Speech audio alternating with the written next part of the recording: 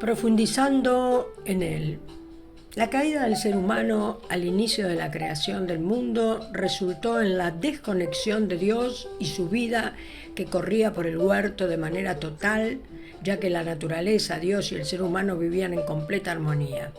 Nunca más fue así, por lo cual la naturaleza exitosa con la que fuimos creados se perdió, y hoy lo natural es perder, no ganar.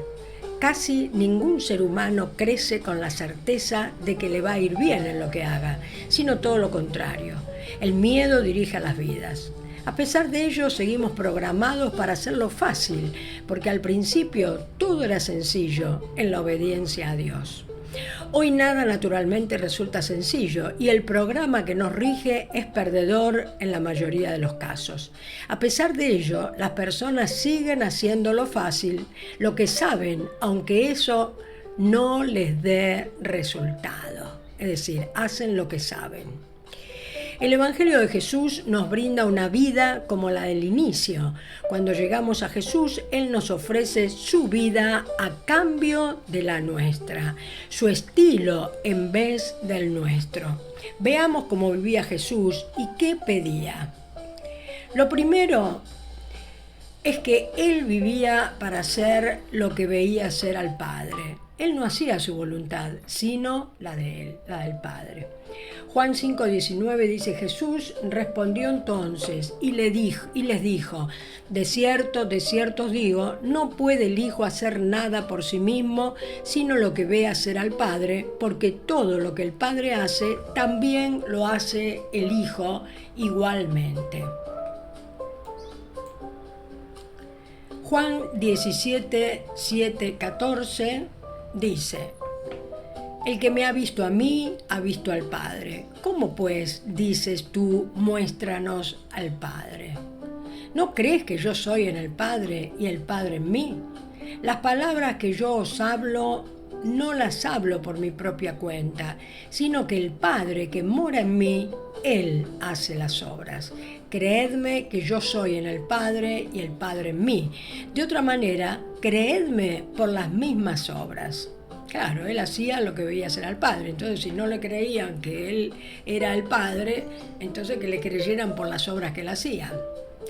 Jesús vivía en la dimensión de los milagros, o sea, de la fe. La fe no es para lo natural. Esa es la fe común, la humana. Esa que tenemos cuando ponemos dinero en el banco y estamos seguros que cuando vayamos al mes siguiente el dinero va a estar, o a la semana siguiente. Esa es una fe humana y común. Fíjate vos, tenemos fe en eso y no en Dios. La fe de Dios es la fe para lo sobrenatural, la de lo imposible, la que escala a niveles que ninguna emoción ni sentimiento humano puedan alcanzarla. De no haber sido así, hubiera sido imposible hasta para Jesús vivir la vida del Padre. Para pasar de una vida ordinaria a una vida extraordinaria, debemos ser transportados a otra dimensión, la del Espíritu Santo. De lo contrario, podemos entrar en la superchería. Digo esto porque muchos viven una vida llena de buenas obras humanas que nadie les pide, pero que piensan que deben hacer para agradar a Dios. Hacen o no hacen porque viven en la vanidad de la mente, viendo de paso cómo viven los de alrededor y queriendo corregirlos o corregirse. Watchman Nee dice que el esfuerzo no puede producir la vida de Dios, pero aquí hay algo. No se pretende ni siquiera producir la vida de Dios. Muchas veces se pretende vivir para dar para Dios, o como el mismo Nee dice, no se trata de vivir para Dios, se trata de que Cristo viva en mí. ¿Vemos la diferencia? Para lograr esto debemos tener la visión, por gracia, de que tenemos que producir la vida de Dios en nosotros. Para lo cual necesitamos la revelación para entenderlo, si no, nos vamos a ver separados y teniendo que hacer cosas para Él, y eso resulta en esfuerzo humano. Infructuoso además. Que Cristo viva en mí es más sencillo si se nos revela. Es vivir como Jesús vivía y oyendo todo el tiempo al Padre, no teniendo nada en lo natural y teniéndolo todo por la fe que obraba los milagros en los que vivía inmerso. Raramente Jesús descendía al lenguaje humano para dirigirse a los demás. Sus diálogos más famosos son en dos dimensiones, la natural, del interlocutor, y la espiritual, la de él. Ejemplo, Nicodemo y la samaritana. A él no le interesaba demasiado que lo entendieran quienes seguramente no querían entenderlos. Ejemplo, al principio de su ministerio terrenal, Jesucristo visitó una sinagoga en Nazaret, leyó el libro de Isaías, los versículos que ahora conocemos como Isaías 61, 1, 2, y luego declaró: «Hoy se ha cumplido esta escritura en vuestros oídos». Lucas 4, 21. Los sacerdotes lo sacaron del templo y pretendieron despeñarlo, pero como él vivía en lo sobrenatural y sabía que su momento aún no había llegado, se abrió paso en medio de ellos y se fue. Lo que quiero significar con esto es que muchas veces no seremos entendidos si vivimos en la dimensión de la fe, pero no tiene que importarnos. Debemos hacer que oímos cuando quieren oponer una opinión humana a una decisión divina que nosotros seguimos y no hacer caso. Debemos liberarnos de nosotros mismos y escuchar, hacer una inmersión en Cristo, comerlo a Él, el pan de vida. Y entonces nuestro ego quedará relegado a la dimensión de la humillación. Debemos humillarlo cada vez que quiera aparecer, porque de lo contrario, Él nos humilla a nosotros, delante de cualquiera. Cuando reaccionamos desde Él, vivir entonces en continua vigilancia si estamos en ese espacio de poder y libertad que es el nuevo yo. Esto es lo que nos hace falta. Se nos tiene que revelar este evangelio. Debemos poder examinar los vicios del ego que son el control, la autosuficiencia, el temor, la mediocridad disfrazada de prudencia, la crítica, el juzgamiento, no solo a los demás, sino a nosotros mismos, la exigencia disfrazada de cumplimiento o responsabilidad.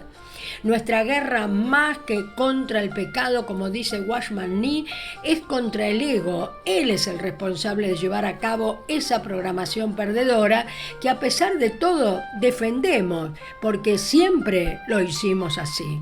O porque así se hacía en mi familia, o porque esa es la forma en que se hace tradicionalmente. Argumentos estos del padre de mentiras.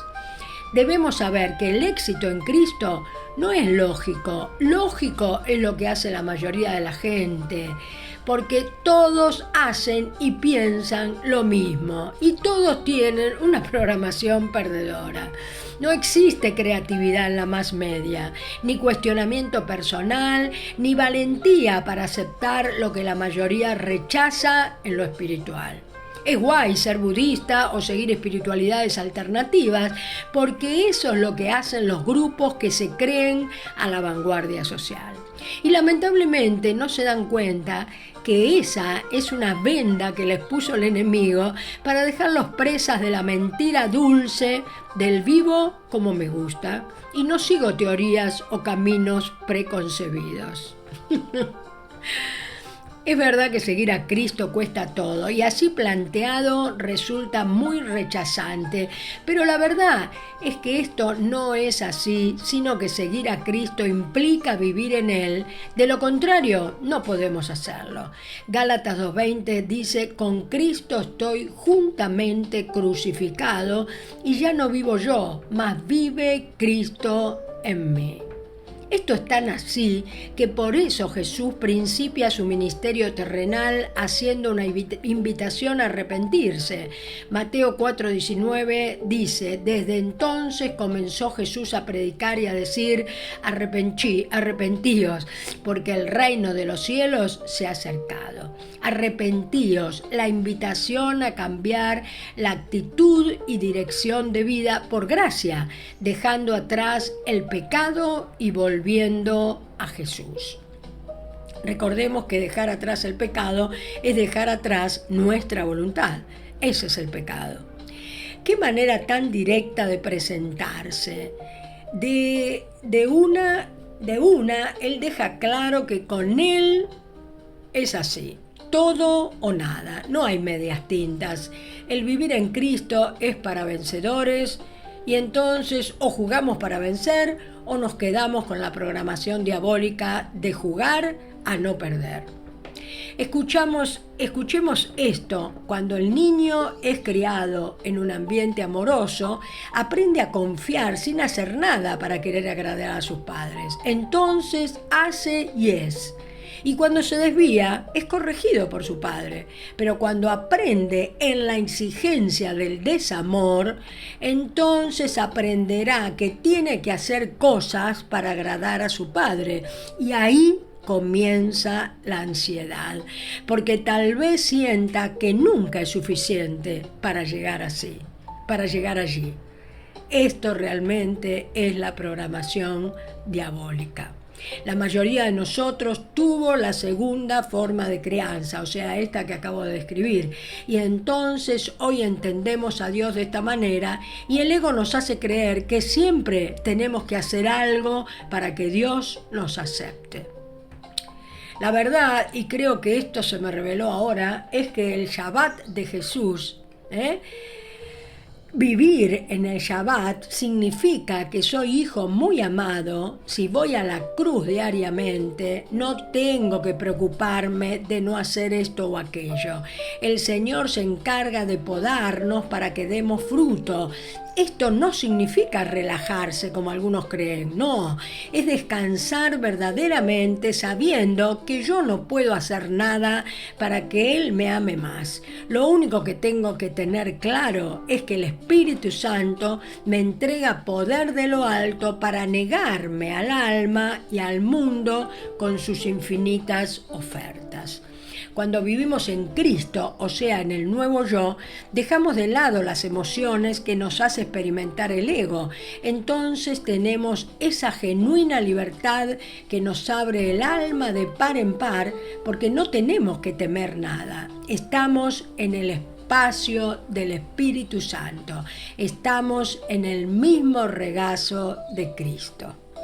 Claro que este es el desafío verdadero de todo vencedor, mantenerse por gracia en ese lugar de descanso.